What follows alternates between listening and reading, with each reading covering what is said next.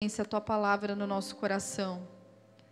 Por isso eu te peço, Deus, que o Senhor venha falar aqui, que seja, Pai, o teu Espírito, como a Bíblia diz, ouça o que o Espírito diz à igreja. Quem tem ouvidos, ouça.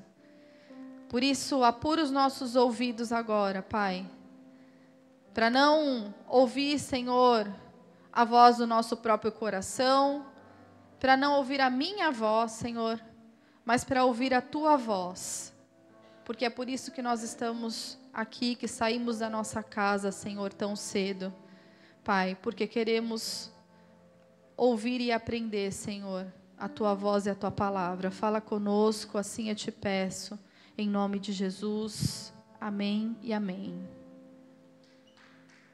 Aleluia.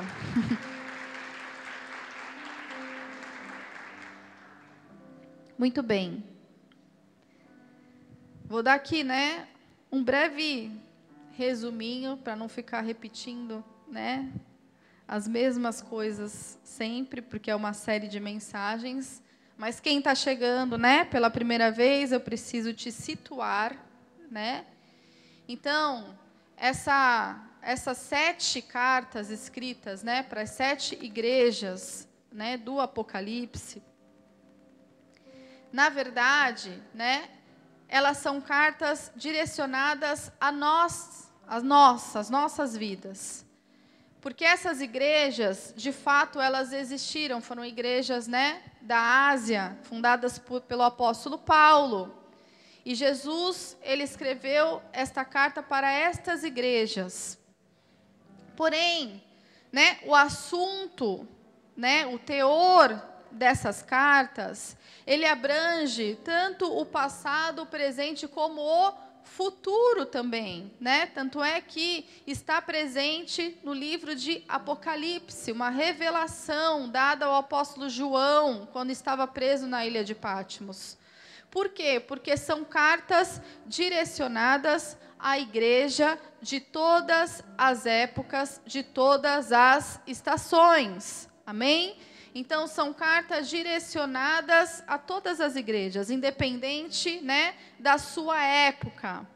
Porque ele é o mesmo ontem, hoje e será eternamente. Amém? Então, quando a gente fala aqui, de igreja, a Bíblia, ela nos ensina que a igreja somos nós. Eu e você somos a igreja. Somos aqueles que representam a igreja de Cristo, como a Bíblia diz, os embaixadores, os sacerdotes, os embaixadores de Cristo nessa terra. Quem está aqui diz amém.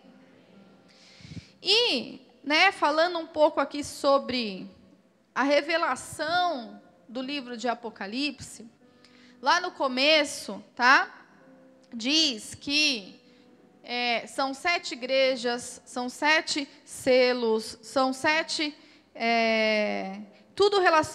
candelabros, é tudo relacionado ao número 7, 7 espíritos, Tudo está envolvido e relacionado diretamente ao número 7.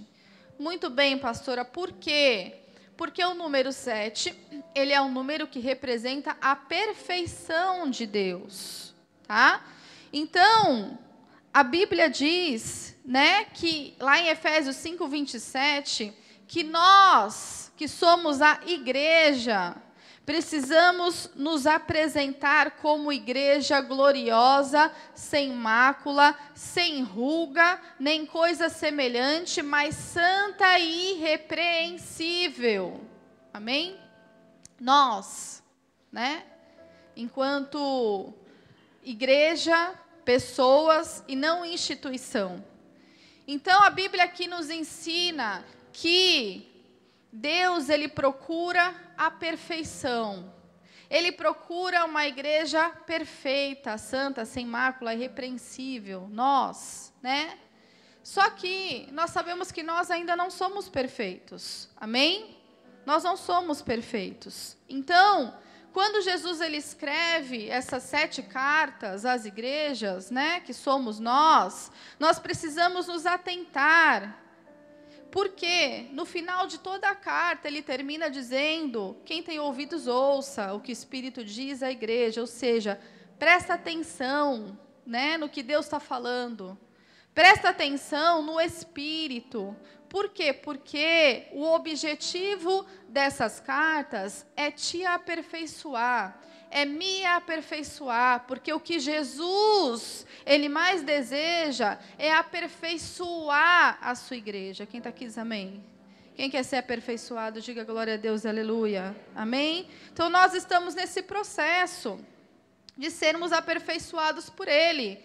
Por isso, essas cartas, elas seguem uma mesma estrutura de corpo,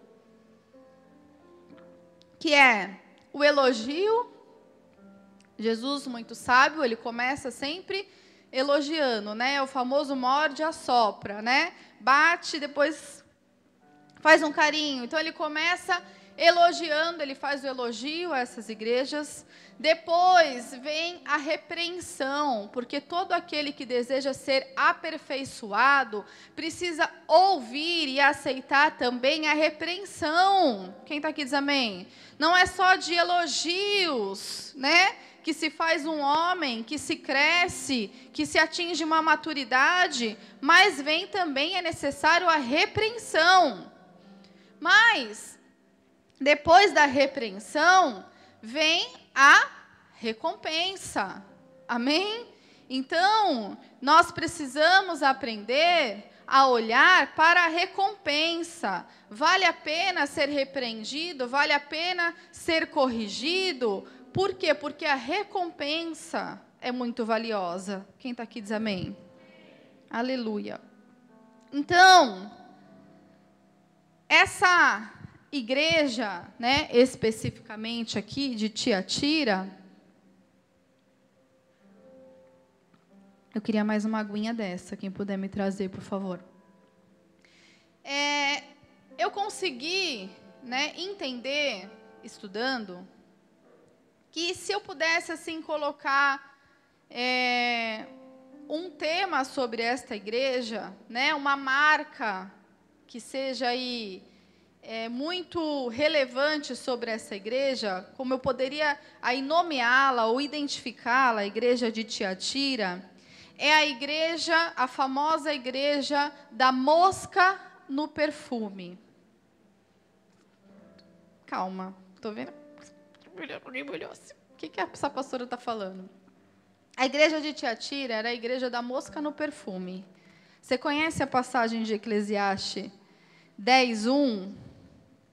Que diz: assim como as moscas mortas fazem exalar mau cheiro e inutilizar o unguento do perfumador, assim é para o famoso em sabedoria, em honra, um pouco de estutícia. Tolice, tá? Então aqui em Eclesiastes 10 diz que a mosca, ela estraga o perfume do perfumista, né? Que é tolice, né? Alguém se achar muito sábio, muito importante, né? Então, aqui em Eclesiastes, obrigada, Zaca, 10 está dizendo que a mosca, ela pode estragar todo um perfume. Amém? Essa era a famosa igreja de Tiatira. Por quê? Havia nela moscas que estragavam o seu perfume. Nós precisamos ter discernimento para identificar quais são as moscas que pousam sobre as nossas vidas e ficam contaminando, lançando larvas que apodrecem o nosso coração. Amém? Então, Jesus, né, ele está aí alertando e exortando, né, as pessoas dessa igreja acerca disso. Cuidado com o seu coração, porque tem uma mosca, se guarde, porque tem moscas aí dentro dessa igreja que podem estragar o seu perfume, que ficam lançando larvinhas que apodrecem o seu coração. Isso era o que acontecia em Tiatira. Amém? Então, por fora, quando se olhava essa igreja, segundo os estudiosos, ela era uma igreja numerosa, era uma igreja que tinha prosperidade, era uma igreja crescente aos olhos humanos, sabe? Quando a gente olha aquelas igrejas que, nossa, que crescem, que parecem uma igreja saudável, uma igreja adoradora, mas o que Jesus exorta aqui nessa igreja é que ela tinha uma aparência de saudável, porém por dentro ela era podre, tinha podridão dentro dessa igreja, tá? E eu queria fazer algumas observações aí acerca dessa igreja e dessa podridão. Quem está aqui diz amém. Lá no versículo 18, né, diz assim: isso diz o Filho de Deus, que tem os olhos como chama de fogo e os pés como latão reluzente, né? Que é Jesus. Ele fala: eu conheço as tuas obras, o teu amor, o teu serviço, a tua fé, a tua paciência, e que as tuas últimas obras são maiores do que a primeira. Então, Jesus ele começa com esse elogio, que são, na verdade, marcas de uma igreja saudável, né? Então, a primeira coisa que nós precisamos destacar, né, aqui, é que, embora esta igreja, né, ela tinha a sua podridão, ela também tinha o seu valor. Quem está aqui diz amém? Calma que eu vou te explicar. Era uma igreja que tinha o seu valor. Segundo os historiadores, essa igreja, ela ficava em uma região inexpressiva. Era uma região que não tinha nenhuma importância política e religiosa, tá? Então, ela estava situada num lugar que não era um lugar importante, né? Na época. Mas, mesmo assim, para Deus, mesmo estando em um lugar que não era importante, para Deus, essa igreja, ela era importante. Por quê? Porque tinha um povo e tinha uma igreja. Quem está aqui diz amém? Onde tem povo, tem igreja. Amém? Onde tem pessoas ajuntadas, reunidas, em nome de Jesus, existe ali uma igreja. Então, embora o lugar não fosse importante, a região não fosse uma região ali de destaque, talvez a igreja, ela não fosse uma igreja tão expressiva, embora tudo isso, a igreja, ela atribui o valor ao lugar. Fala para o teu vizinho, você atribui valor ao lugar. Então, não importa o lugar. O que Jesus está dizendo aqui é que não importa o lugar que você está. Amém? De repente você está trabalhando em um lugar que a maioria das pessoas reclamam, falam: pastor, eu só trabalho com ímpio, com gente que fala palavrão, né? Com pressão, sabe? Com pessoas que ficam escarnecendo o evangelho. Não importa o lugar, porque quem atribui valor ao lugar é você. Amém? Quem atribui o valor é a igreja. Então, se você é a igreja, embaixador de Cristo, quem atribui o valor é você. Então, para de ficar olhando para o lugar, né? Às vezes, dentro da tua casa, o ambiente não é tão legal, né? E as pessoas nos procuram e falam: pastora, você não sabe como que é viver dentro da minha casa, né? É um inferno. Porém, quem atribui o valor ao lugar é você. É isso que Jesus está ensinando aqui, amém? Que existia um povo, que era a igreja, que estava em um lugar ruim, mas que tinha ali o seu valor. Por quê? O que dá o perfume a uma igreja são pessoas. Quem está aqui diz amém. O que traz perfume a uma igreja são pessoas que são motivadas pelo amor, ou seja, pessoas com a motivação correta. Só que o que a gente mais vê são pessoas com a motivação errada. Pessoas que são motivadas pelo amor, pela fé, e que adquiriram perseverança. Amém? O que é perseverança?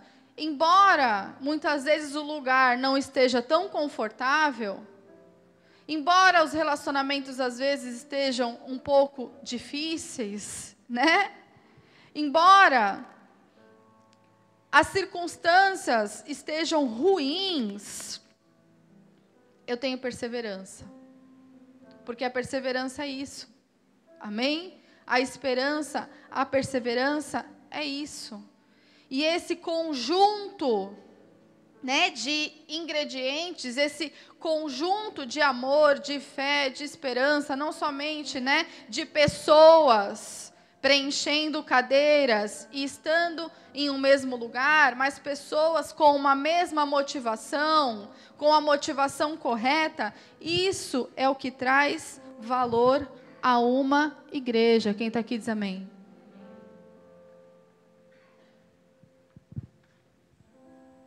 A Bíblia diz em 1 Coríntios 13, agora, pois, permanecem a fé, a esperança e o amor. E o maior destes é o amor. E é esse o perfume, né? O incenso agradável que sobe às narinas de Deus. Então, nessa igreja, havia uma parte que estava contaminada, né? Pela mosca do perfume. Mas existia uma outra parte que não estava contaminada. Amém? Então, essa parte que não estava contaminada, ela tinha o seu valor. E isso também nos ensina o quê? Que a gente precisa ter muito cuidado para generalizar as coisas. A gente precisa ter um olhar muito cuidadoso. E a gente não pode, né, generalizar as coisas na nossa vida. Amém? Porque muitas vezes, né, nós estamos em uma igreja e aí um irmão tem o desentendimento com outro irmão, ou com 2 irmãos, ou com 3 irmãos, né? E aí as pessoas olham para a igreja e falam, essa igreja é toda errada, ninguém presta, né? Só tem gente mau caráter. Por quê? Porque o ser humano, ele tem essa tendência de generalizar as coisas. Gente, eu odeio essa frase quando alguém chega para mim e fala, todo mundo, né? Quando alguém fala assim, olha, todo mundo... Outro dia, uma irmã falou assim para mim, ela veio conversar comigo, ela disse, pastora, é o seguinte, esta igreja está doente. Ela usou esse termo. Esta igreja está doente, a igreja está doente. Eu virei para ela e falei assim, fale por você. Se você está doente, você fale por você, você nunca fale por todo mundo. Ah, porque está todo mundo doente. Fale por você. Você não conhece todo mundo. Você não é todo mundo, né? A igreja não é só você. A igreja não é só os seus problemas, né? As pessoas não estão envolvidas nos seus problemas. As pessoas não pensam como você, então você fale por você. Falei para ela, porque eu não sou todo mundo. Eu sou da igreja, eu não sou todo mundo, eu não estou doente. E eu conheço várias pessoas que não estão doentes. Então, fale por você. Então, a gente tem que tomar muito cuidado para não olhar para as coisas, né? E generalizar. Por quê? Porque Jesus, ele não olha dessa forma. Jesus, ele olha para a nossa vida como indivíduos. Ele olha para nós e somos nós que produzimos o bom perfume de Cristo. Quem está aqui diz amém. Ele não nos condena pelo todo, pelo que os outros fazem, pelo que os outros falam. Então, Jesus, ele está ensinando a igreja de Tiatira, ele está falando assim, olha para a sua vida. Amém? Por quê? Porque tem uma parte que não se corrompeu. Tem uma parte que não se contaminou. Então não condene o todo, não condene aquilo que eu não condeno. Aleluia. Estou com tosse, está me dando tosse.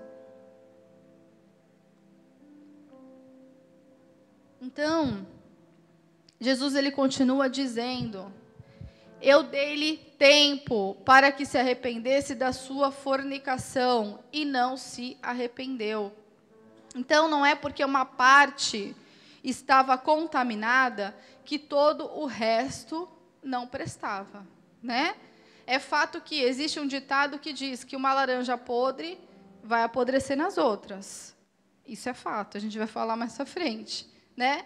Mas não significa, né, que uma parte que estava podre, todo o resto estava podre. Tanto é que, olha como Jesus, ele trabalha e ele age nas nossas vidas. Ele diz assim, eu dei tempo para que se arrependesse.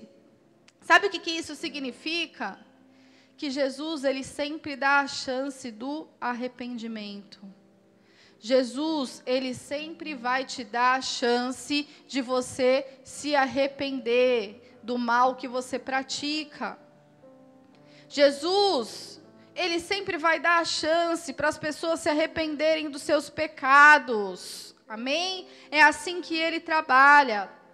É assim que ele fez. Mas a pergunta é, se Jesus ele dá a chance das pessoas se arrependerem, por que você não dá a chance das pessoas se arrependerem dos seus pecados? Amém? Se até Ele, que é Deus, dá a chance do arrependimento, por que nós, que somos humanos e pecadores, não damos a chance para as pessoas se arrependerem? Então, o que Jesus está falando para a igreja aqui de Tiatira é cuidado com o teu julgamento. Porque sou eu que julgo e condeno. Então não seja uma igreja que aponta, que julga, que condena, mas seja alguém que dá a chance do arrependimento, porque essa é a igreja que Jesus, ele busca. É essa igreja que ele está aperfeiçoando. Amém? E aí agora a gente entra numa outra questão aqui.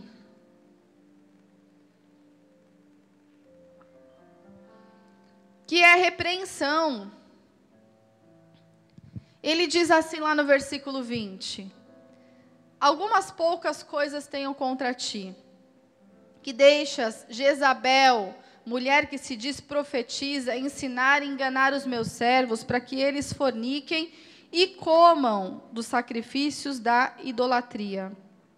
Então, Jesus, ele continua dizendo aqui, né? O que está estragando, apodrecendo o perfume dessa igreja? Ele é bem específico, né? Ele vai direto ao ponto. Ele não fica dando voltas. Amém?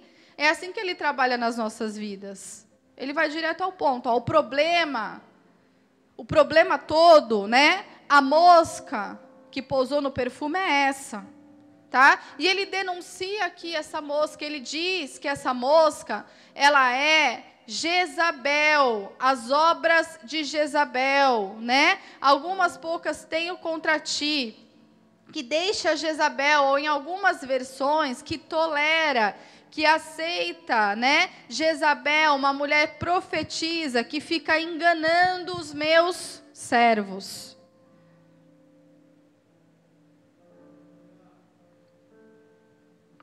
Querido, se há algo que eu aprendi na minha caminhada, é que Jesus, ele abomina aqueles que enganam os seus.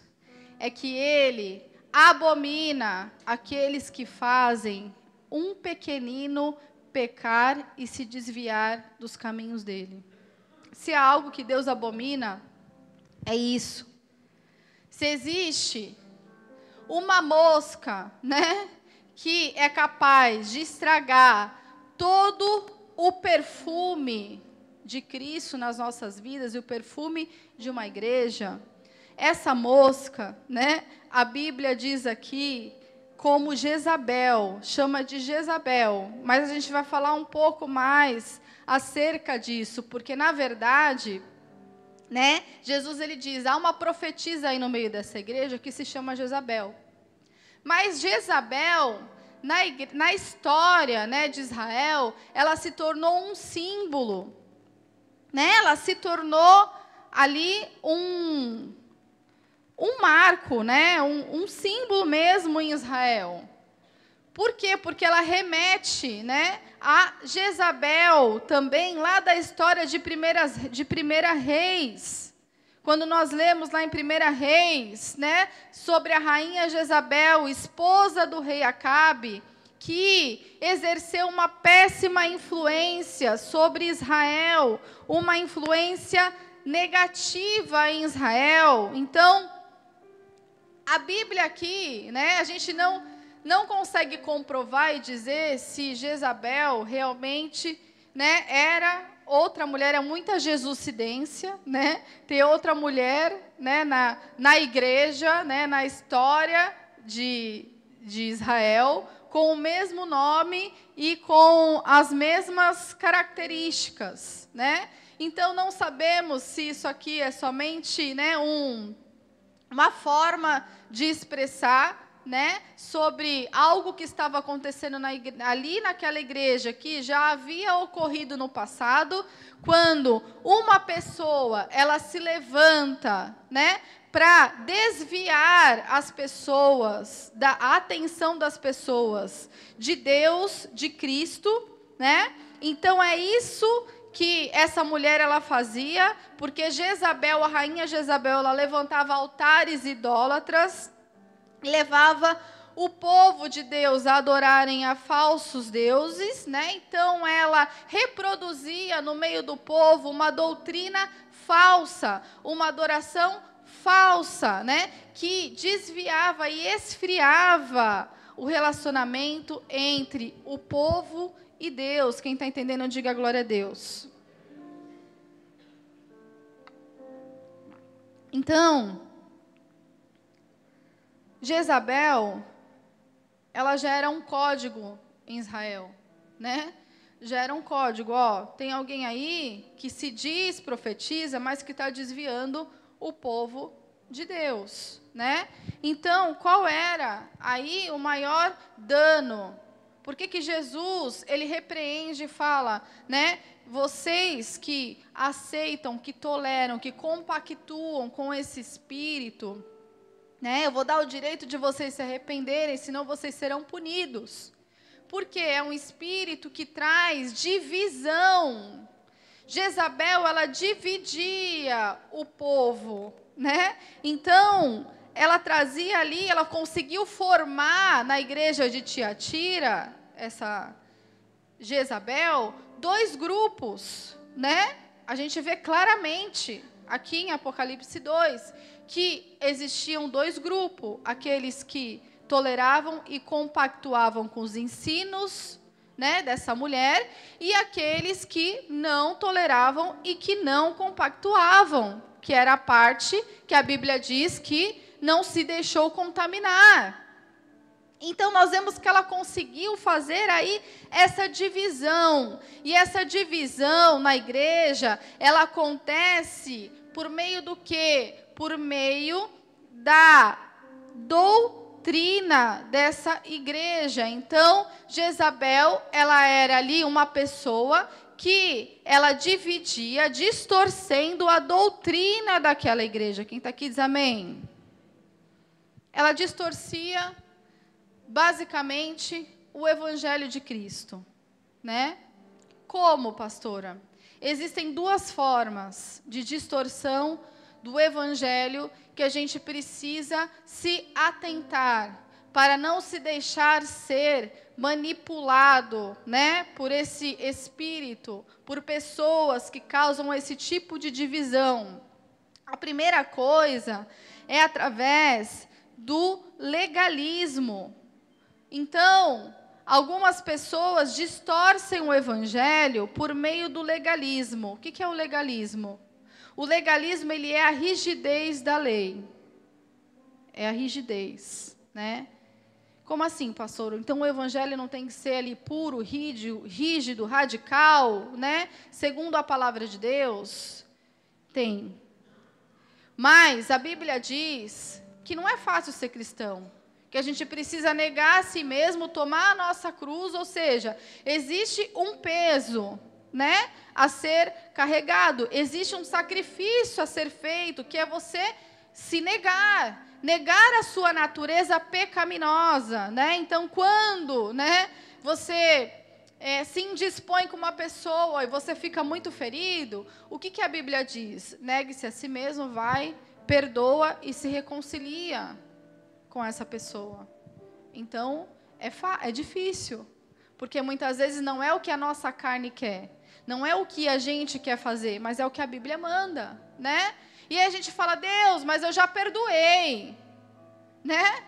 Aí então a Bíblia vem e fala, mas perdoar não é só uma vez, perdoar é 70 vezes 7, ou seja, o nosso papel é sempre perdoar, todas as vezes que nós formos feridos e ofendidos. Então, não tem quantidade de vezes, é sempre, né? É infinito, não acaba. A gente sempre precisa perdoar. Só que perdoar 300 vezes é fácil? Não, não é fácil.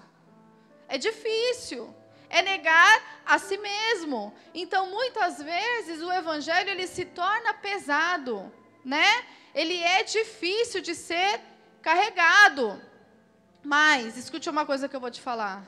Ninguém pode colocar sobre você um peso que Jesus nunca colocou. Quem está aqui diz amém. Ninguém pode cobrar da sua vida, ou dizer que Jesus está cobrando algo de você, que Jesus ele nunca te cobrou. Quem está aqui diz amém. Ninguém pode colocar um fardo, um peso sobre a sua vida que você não possa carregar. Porque quem fazia isso eram os fariseus, os religiosos. E Jesus, quando esteve aqui na terra, no seu ministério, né, a maior parte do seu ministério foi exatamente confrontar e destruir as obras dos fariseus, porque eles colocavam um fardo, um peso na vida das pessoas que afastavam elas de Cristo, afastavam elas da graça de Deus, afastavam da salvação. Quem está aqui diz amém. Então essa é uma das maneiras, né, de distorcer o evangelho. Outra forma, além do legalismo, é a libertinagem, né? Então, vocês perceberam que são dois extremos? Tem o legalismo, né? Que diz que, né, você só pode usar saia, né, até o pé. Que diz que se você não frequentar determinada igreja, que é a igreja correta, você não será salvo, né? Que coloque inúmeros empecilhos para você se aproximar de Deus, né? Que faz você se sentir indigno. No outro extremo, existe a libertinagem. O que é a libertinagem? É o contrário, né? São aqueles que distorcem o evangelho dizendo que nada tem problema, né? Que Deus, ele te ama, independente das suas falhas, dos seus pecados, Deus, ele te ama, isso é verdade, né? Mas que não te diz que a Bíblia ensina que Deus, ele corrige quem ele ama, né? Não te ensina que o teu pecado, ele gera consequências e ele gera morte para a sua vida, né? E não é isso que Deus, ele tem para você. Não foi por isso que Jesus, ele morreu na cruz por você. Então, esse outro extremo, né, o extremo da libertinagem, é aquele que prega que nada tem problema, que a sua vida, ela precisa estar em primeiro lugar, que você é mais importante que tudo, né? Você precisa estar em primeiro lugar. Você é a pessoa mais importante. Por isso, defenda os seus próprios interesses, custe ao que custar. Quem está aqui diz amém? Aplauda o nome do Senhor.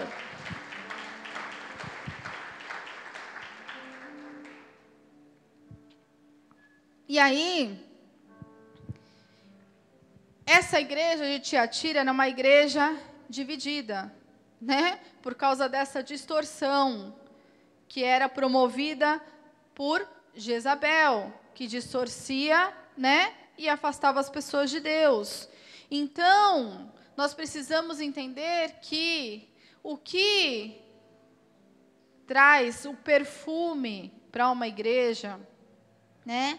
O perfume de Cristo na sua vida, ele vem por meio da unidade.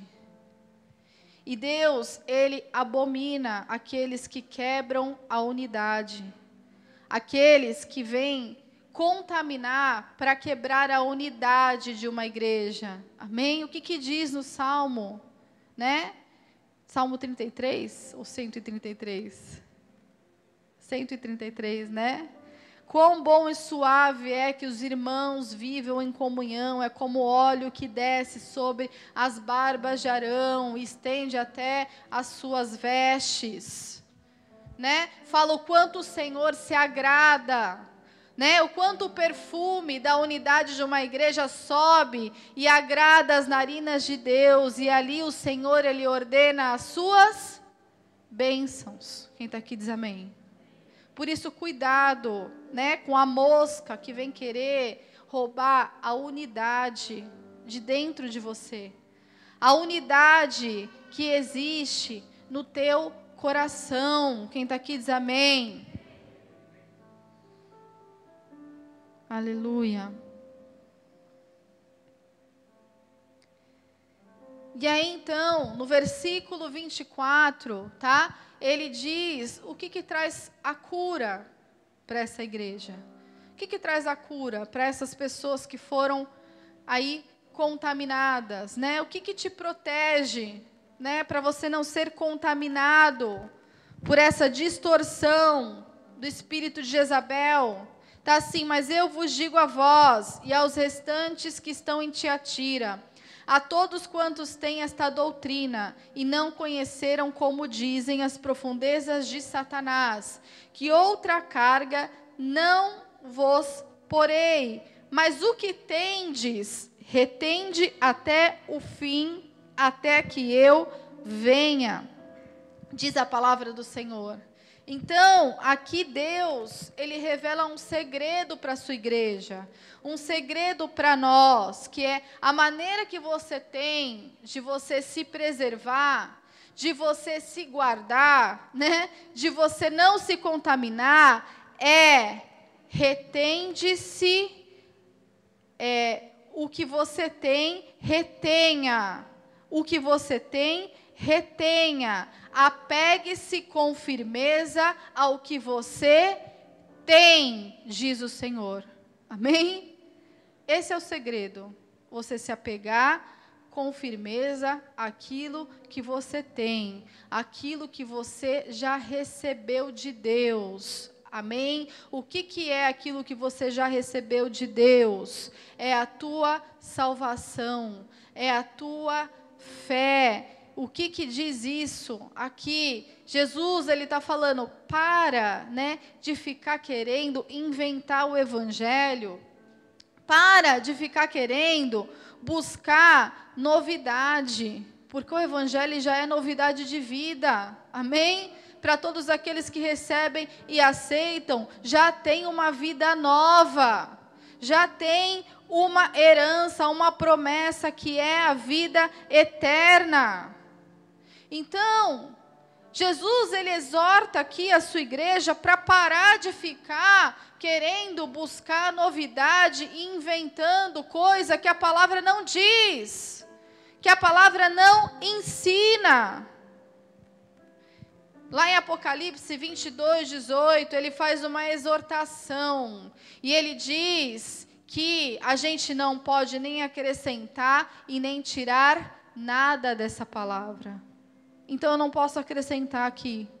Eu não posso dizer que é pecado aquilo que Deus não diz que é pecado. Eu não posso tirar daqui. E eu não posso dizer que não é pecado aquilo que Deus, ele não diz que não é pecado. Lá em Apocalipse 22 diz, se alguém acrescentar alguma coisa, Deus lhe acrescentará pragas. E se alguém tirar, Deus tirará a sua parte da árvore da vida. Quem está aqui diz amém. Então, cuidado com o evangelho que você está vivendo. Porque o teu evangelho, ele precisa ser medido e respaldado pela palavra de Deus. O que não tiver na palavra, foge. Porque nós não podemos nem acrescentar e nem tirar, diz o Senhor.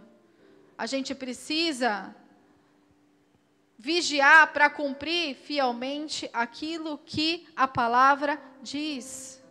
Então o Senhor, ele diz que a gente precisa reter aquilo que nós temos e nos apegar com firmeza ao que, queridos? A Jesus. Por quê? Porque muita gente está inventando moda.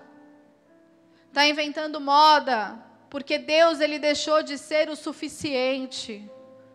Amém? As pessoas ficam procurando, muitas vezes, de igreja em igreja, uma novidade. Ficam vivendo de modismo gospel. Né? Agora tem uma moda de uma tatuagem que eu vi na internet. Vocês viram? Que agora os crentes estão fazendo tudo a mesma tatuagem, tipo uma marca. Né? Espero que não seja a marca da besta. Senão, tá todo mundo na roça, né? Mas agora é sei lá, um versículo, alguma coisa. Não prestei muito bem atenção, mas tem. Aí tá lá. Um faz, todo mundo faz, né?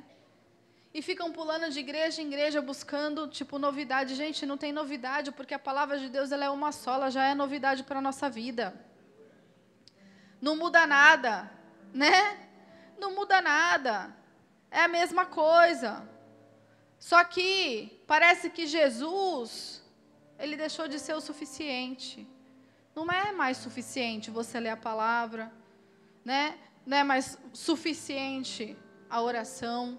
Não é mais suficiente só a adoração, né? Um relacionamento, uma comunhão na igreja não é mais o suficiente. Outro dia, uma irmã falou para mim, eu quero saber o que vai ter mais. Né? Tudo bem, agora eu quero... O que mais? Eu quero mais. Ela falou para mim. Eu não conseguia nem entender. Mais o quê? O que mais que tu quer? Eu quero mais. Quero saber, né? A gente chegou até aqui e tal. Tipo, o que vai ter de diferente? Eu falei, mas de diferente? Né? Tipo, o que tem de diferente, gente? É a mesma coisa. É a mesma coisa. Né? Tu muda de igreja, só muda o nome das coisas, é a mesma coisa. Tu vai para outra igreja, a célula na outra igreja tem outro nome, o Boas-Vindas tem outro nome. Engraçado que eu estava viajando esses dias, e aí a gente viaja, mas é assim, o celular, né, 24 horas. Aí eu entrei no elevador e estava ouvindo uma mensagem.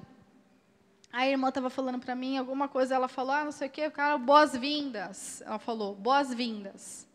E aí tinha um homem dentro do elevador. Aí ele virou para mim e falou assim, você é do Bola de Neve? Aí eu, mas por quê? Se você está perguntando. Ali, não, desculpa, é que eu acabei ouvindo a sua mensagem. Eu estava ouvindo alto, né? Nem deveria. E aí eu imaginei que boas-vindas só tem no Bola de Neve. Eu falei, não, na verdade tem em todas as igrejas. Aí ele falou, mas com esse nome é do Bola de Neve. Aí eu falei assim, Ele falou, eu também sou, tal. Aí falou da igreja que ele era, tal. E aí ficou muito engraçado, né? Porque é o que eu estou falando aqui para vocês, né? Tem a mesma coisa em todos os lugares, as pessoas que recepcionam, só que cada uma tem um nome diferente, só que as pessoas ficam buscando, tipo, invenção, né? Por quê? Porque Jesus, ele deixou de saciar, ele deixou de ser suficiente, ele deixou de preencher a vida das pessoas, amém? Então, nós precisamos entender que o banquete da salvação já foi preparado, já foi servido. Nós não precisamos de novidades. A gente precisa, na verdade, né, segundo aqui a exortação para a igreja de Tiatira, é que a gente precisa conhecer o que Deus já nos deu e nos apropriar disso. Então, quantas vezes a gente não está aí buscando novidade, né? Só que a gente não conhece aquilo que Deus já nos deu. Ou a gente não se apropria da palavra de Deus sobre as nossas vidas. Amém? No versículo 26, diz, ao que vencer e guardar até o fim as minhas obras, eu lhe darei poder sobre as nações, e com vara de ferro as regerá, e serão quebradas como vasos de oleiro, como também recebi do meu Pai, e dar-lhe-ei a estrela da manhã. Então, mais uma vez, Jesus está dizendo aqui, né? Eu vou te dar a tua recompensa, aquilo que é suficiente para você, eu vou te dar, que é a estrela da manhã. E quem é a estrela da manhã? Quem é a estrela da manhã? É Jesus. Amém? Tudo já se cumpriu nele. Tudo já foi feito por Ele. Nele, nós já temos tudo aquilo que nós precisamos. Nós temos os nossos pecados perdoados. Amém? Nós temos a promessa de uma vida eterna. Só que o que mais a gente procura?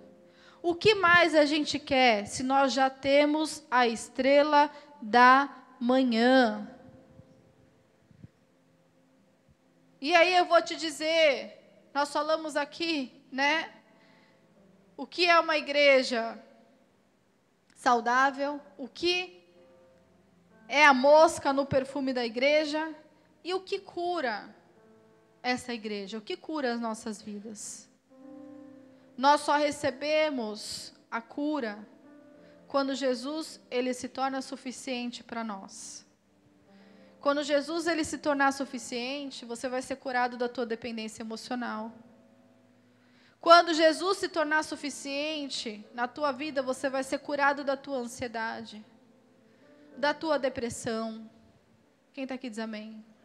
A cura vem quando Jesus ele se torna suficiente. Amém? Quando Jesus se torna suficiente, você vai parar de ficar olhando para a vida das pessoas e julgando. Você vai parar de olhar para a vida das pessoas e ficar esperando algo em troca. Amém? Quando as pessoas te ferirem, né, você não vai ser abalado. Por quê? Porque Jesus é suficiente. E você aprendeu a perdoar. Quem está aqui diz amém?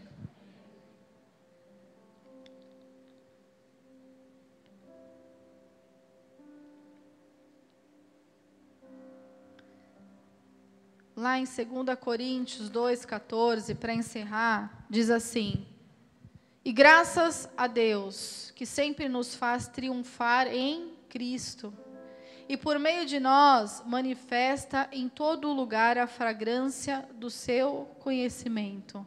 A Bíblia diz que você é que espalha a fragrância de Jesus. Quando você produz esse bom perfume na sua vida, e Jesus é o suficiente para você, você leva essa fragrância, esse conhecimento de Jesus para todos os lugares. Porque para Deus somos o bom perfume de Cristo. Amém? Olha o que Jesus fala, para Deus você é o bom perfume de Cristo. Nos que se salvam e nos que se perdem. Para este, certamente, cheiro de morte para a morte, mas para aquele, cheiro de vida para vida. Você tem cheiro de vida. E para estas coisas, quem é idôneo? Porque nós não somos como muitos que ganham, olha o que a Bíblia diz, falsificando a palavra de Deus, ou seja, distorcendo a palavra de Deus. Antes, a falamos em Cristo com sinceridade. Antes, como Deus, na presença de Deus. Amém? Abaixa a tua cabeça, fecha os teus olhos.